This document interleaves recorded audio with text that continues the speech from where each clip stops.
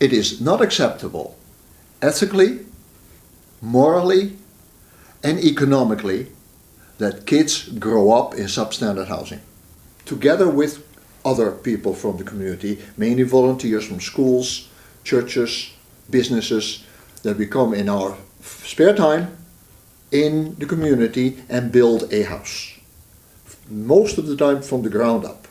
And completely from scratch we build a house. And we do that 90% with volunteers. Majority of our volunteers are women. I would say about 60% are women. So most of our houses are mostly women built. Once the house is finished, we sell it to the family at cost, because we are a non-profit organization, with an interest-free mortgage. They must be willing and able to help with building their own house, and they of course must have decent credit. I started my international life as a Peace Corps guy in Zambia, Dutch Peace Corps, not the American Peace Corps. I lived for a number of years in Australia. I got a job with what they call Plan International, Foster Parents Plan International, headquartered here in Warwick. But I worked with them internationally. Field director in the Philippines, in the Sudan in Africa, and in Ecuador in South America. And then I became the regional director for Southeast Asia for the same organization. My office was in Warwick, but my job was in Southeast Asia, so I had a long commute. And then the organization left Warwick and went to London. And after a few other little bits and pieces, I got this job with Habitat for Humanity. And now we're building houses.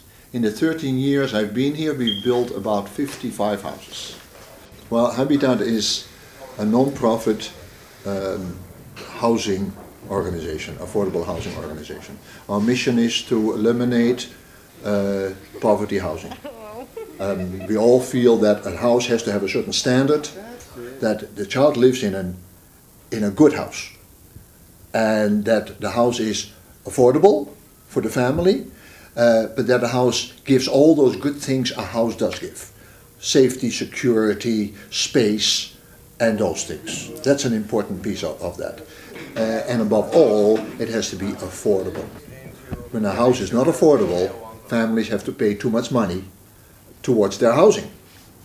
And if they have to pay too much money from their income towards their housing, there's not enough left over for all the other necessities of life, like food and clothing and school needs and recreation and transportation and medicine and etc., etc. Volunteers come from everywhere. We have volunteers who are schools are a great source for volunteers. They have to be 16, but schools are great. They're young, they're hardworking, they're strong, they can strong backs and all that stuff.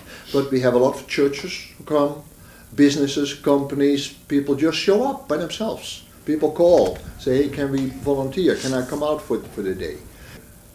And what they get out of it at the end of the day is satisfaction. That you look around and you say, look, I've done that.